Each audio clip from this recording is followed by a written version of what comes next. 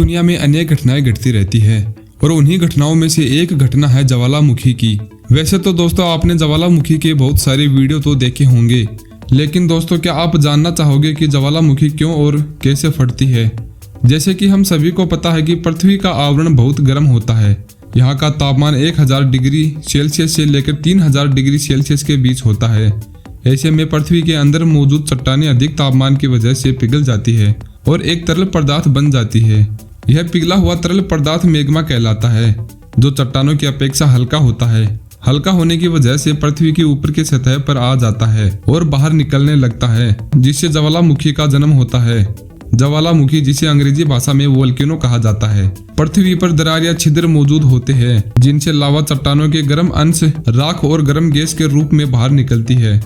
सबसे पहले तो दोस्तों लावा और मैग्मा का थोड़ा अंतर देख लेते हैं। वैसे तो लावा मैग्मा एक ही यौगिक का उल्लेख करते हैं, लेकिन स्थान और व्यवहार के आधार पर एक दूसरे से भिन्न भिन्न होते हैं। मैग्मा पृथ्वी के भीतर मौजूद चट्टानों के पिघलने से बना गर्म तरल पदार्थ होता है, और जब यह तरल पदार्थ गैसों के मिश्रण के साथ ज्वालामुखी से बाहर निकलता है तो लावा कहलाता है। ज्वालामुखी तब फटता है जब पृथ्वी के नीचे मौजूद पिघली हुई चट्टानें, जिन्हें मैग्मा कहा जाता है, वह सतह की तरफ उठती है। लेकिन आप सोच रहे होंगे कि पृथ्वी के अंदर मैग्मा कहां से आया। दोस्तों मैग्मा पृथ्वी के आवरण में चट्टानों के पिघलने से बनती है। हमारी पृथ्वी की सतह पट्टियों की एक श्रृंखला में टूटी हुई है, जिन्हें टेक्टोनिक प्लेट्स कहा जाता है। जब टेक्टोनिक प्लेट एक दूसरे से दूर जाती है या फिर एक दूसरे के नीचे स्लाइड करती है, तो पृथ्वी के अंदर उनके पिघलने की प्रक्रिया शुरू हो जाती है और मैग्मा बनता है। मैग्मा चट्टानों से हल्का होता है, जिससे कि यह धीरे धीरे बाहर आने लगता है। तब इसमें गैस के बुलबुले बनते हैं। ऊपर की तरफ आता मैग्मा टेक्टोनिक प्लेट्स की दरार में बने क्षेत्र से बाहर आने लगता है। यदि मैग्मा गाढ़ा है तो गैस के बुलबुले आसानी से नहीं निकल पाते और मैग्मा के बढ़ने पर दबाव बढ़ता है। जब दबाव अत्यधिक बढ़ जाता है तो तेज विस्फोट होता है। विस्फोट खतरनाक और विनाशकारी हो सकता है। वैसे दोस्तों आप सभी को पता होगा कि पृथ्वी के बहुत सारे आवरण हैं और पृथ्वी के आवरण में तापमान हमेशा एक जैसा रहता है। मैग्मा आमतौर पर दबाव कम होने की स्थिति में बनता है, इसलिए बहुत सारा मैग्मा अलग हो रही टेक्टोनिक प्लेटों की सीमाओं के बीच बनता है, जहां दबाव कम हो जाता है।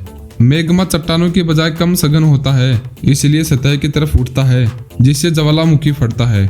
और जब ज्वालामुखी फटता है तो यह लावा बाहर आता है। और दोस्तों जो लावा बाहर आता है वह धीरे धीरे ठंडा होकर इकट्ठा हो जाता है। वह ठंडा होने पर पहाड़ बन जाते हैं और पृथ्वी पर पहाड़ इसी तरीके से बने हुए हैं।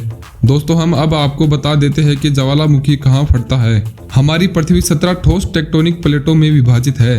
अधिकांश ज्वालामुखी टेक्टोनिक प्लेटों की सीमाओं पर पाए जाते हैं।